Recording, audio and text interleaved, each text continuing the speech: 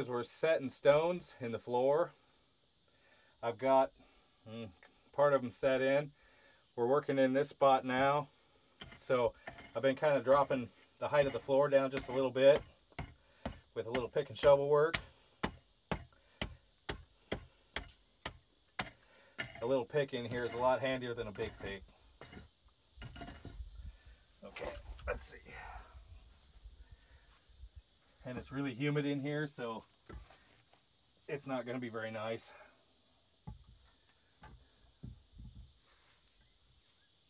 We'll see what we get for.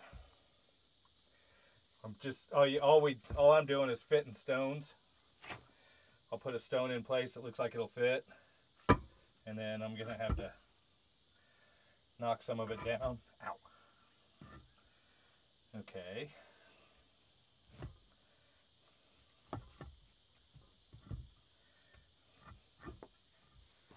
That might not fit too bad like that. Trying to find one that'll fit in that spot though might be a trick.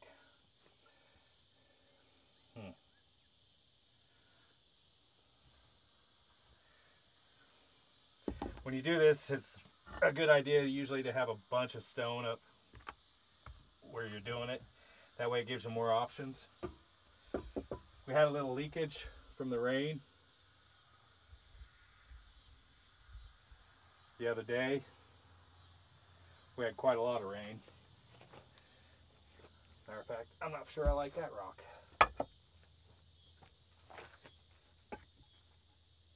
We will try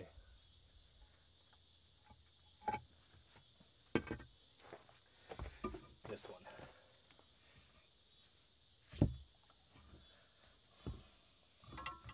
There, I like that one better. That actually sets pretty good. If it doesn't, what I do is I'll bring it up and loosen up all the dirt underneath it, and you drop it back down into the spot and work it like that. And you can see in where the stone's at, or where the stone was rubbing. So it was hitting right there a little bit. You can tell how hard this ground is. So you knock a little bit away. You don't want to take it all out. I just crush it up to where it's kind of loose. That way it kind of works around where it needs to go. By rights, I should probably be using sand, but I don't have sand within walking distance of where I'm at. So that kind of leaves that out. And then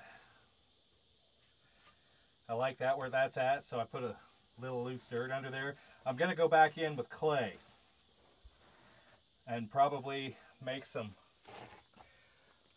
lime mortar.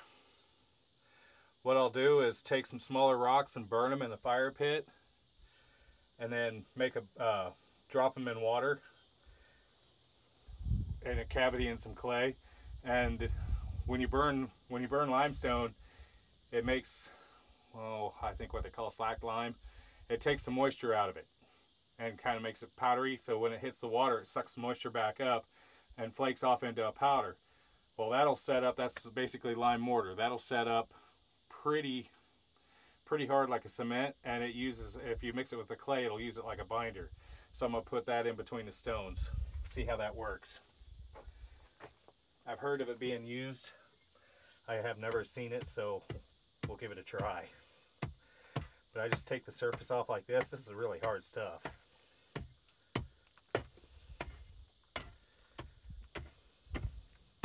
But I got a high spot through here that I'm knocking down too, so depends on how thick your stones are. If you've got really thick stone, you're going to have to take out more dirt. And the thinner stone, you don't have to take out as much. So let's see what we can get to fit in there. I like the looks of that. That might work.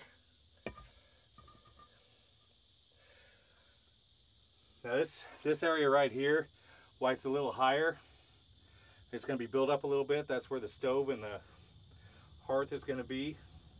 Granted, yeah, I realize that'll be kind of a trip point, but what I'm going to do is have it kind of tapered off with the clay mortar mix a little bit and smoothed out. And I'll probably end up pecking some of this down with a harder stone, depending on, you know, what it is. I just may leave it, but it's going to be a stone floor.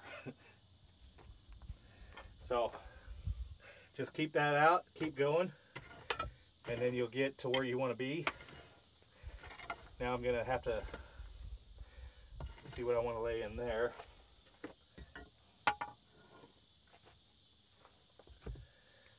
That sets up a little bit higher than those two, so we'll bring it down.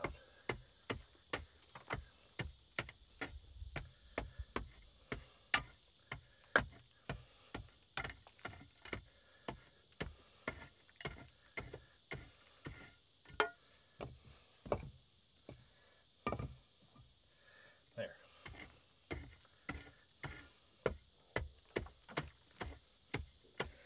Eventually you'll get enough dirt buildup that you'll need to take it out, and I've been using it for other things.